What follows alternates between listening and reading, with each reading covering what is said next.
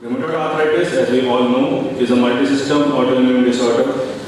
It is an inflammatory arthritis which involves symmetrically the small joints of the hand, and the epidemiology can develop at any age, but typically starts between 40 to 60 years of age group. There is a female predominance of raised to 1, and it is a common arthritis as to 1 in 100 persons will develop rheumatoid at some point. Pathophysiology is still not completely understood, but it is thought to be of autoimmune origin. Some triggering stimulus, which may be trauma, smoking, or infection, may lead to a cascade of uncontrolled inflammation, and that leads to bony destruction in genetically predisposed individuals. Symptoms and signs we all know: morning stiffness lasting for more than 1 hour, swelling in more than 3 joints, swelling in hand joints, symmetrical joint swellings, and all these 4 should be present for more than 6 weeks. X-rays may show erosion or decalcification, rheumatoid nodules, and presence of abnormal serum rheumatoid factor. Blood investigations, which usually are ordered, are the CBC, LFT, inflammatory markers like ESR and CRP, rheumatoid factor, and specific anti-CCP. X-ray will show in a rheumatoid patient periarticular osteopenia and erosion and destruction of joint. So what are the therapeutic goals? The therapeutic goals in management of rheumatoid arthritis is to control the pain, suppress the inflammation, maintain the normal activity, and maximize the quality of life. For this, the management strategies are aimed at early diagnosis. Early diagnosis for rapid assessment of the likely prognosis and initiation of appropriate therapy. The therapy is a multidisciplinary approach where, in addition to the pharmacological therapy, we have to give bed rest during the active disease, physiotherapy when the inflammation has subsided, and a behavioral approach for adequate pain control. So during flare-up periods, the patient has to be rested, the joints have to be splinted, and appropriate functional positions have to be maintained. The splints usually relieve the pain and prevent the formation of a deformity.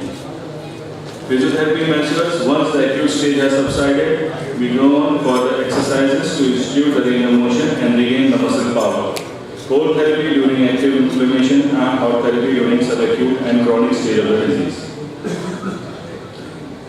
Occupational therapy basically is aimed at education of the patients in use of daily activities and prevention of joint contractures and deformities.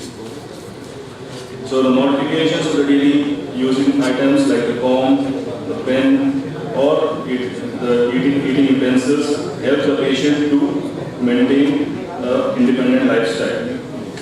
Pharmacological therapy conventionally is painkillers like paracetamol and non-steroidal anti-inflammatory drugs or steroids. Disease-modifying drugs like DMRDs and biologics, etanercept and adalimumab. DMRDs currently used are methotrexate, sulfasalazine that we all know.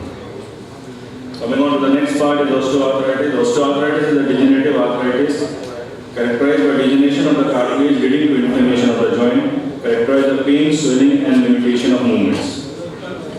The risk factors for primary osteoarthritis are old age, ranging from less than 1% in 30 years of age to risk factor increases to 70% in more than 70 years of age. There is an equal incidence in males and females, though in females a larger number of joints may be involved. Obesity again is an independent risk factor. Repeated bone injuries, joint injuries due to repeated trauma or occupation again predisposed to osteoarthritis. Joint dysplasia, some patients frequently present with a family history, and in family the patients usually have a similar kind of arthritis. Diagnosis usually is clinical or followed by X-rays.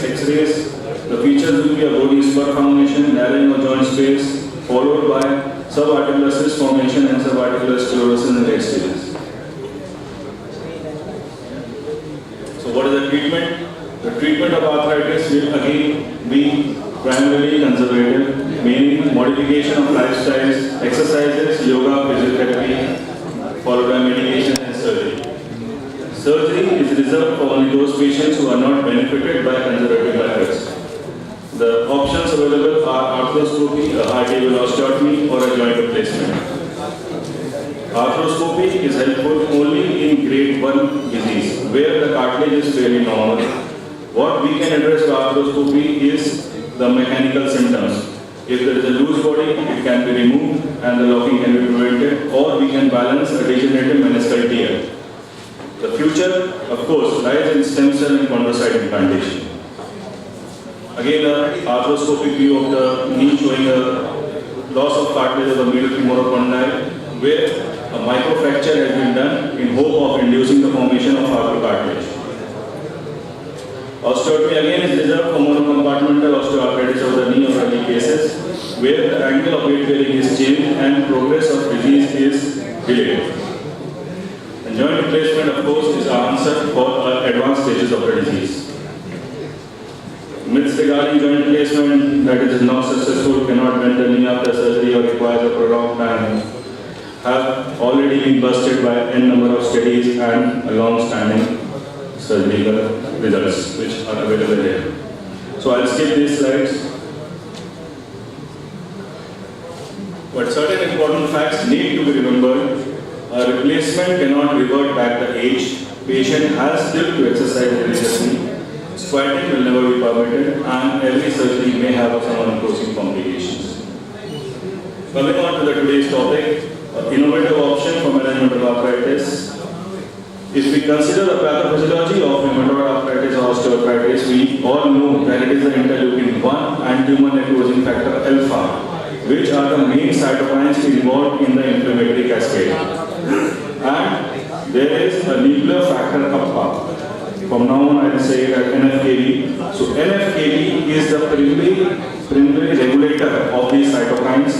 It acts as a on and off switch, which triggers the inflammation or switches off the inflammation. And it is involved in most of the, implicated in the pathogenesis of most of the inflammatory arthritis. So what happens when I have bone erosions? So the drug is curcumin, which is a derivative of curcuma longa, has known to have antioxidant properties, anti-inflammatory properties, anti-proliferative properties. And it is an inhibitor of NFKB. It controls the master switch.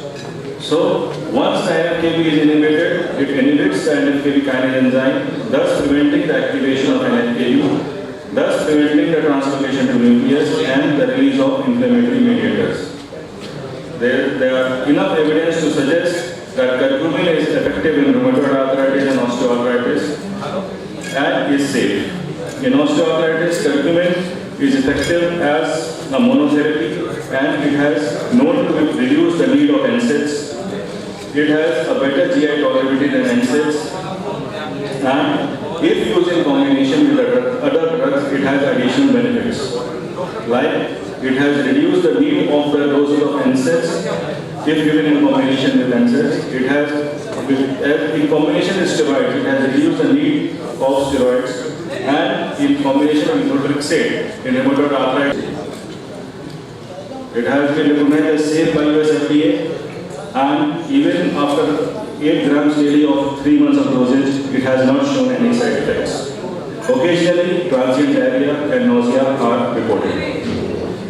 The problem of conventional curcumin was, as Dr. Parekh was already saying, that it is not soluble, so it is absorbed less, hence large amount of dose is needed. Therefore, the Teva has come up with a self-microemulsifying delivery system, which introduces nano droplets which are better absorbed and hence they are better bioavailability. So to summarize, curcumin, so it is a useful option in patients who are intolerant to NSAIDs, who are compromised in their hepatic function,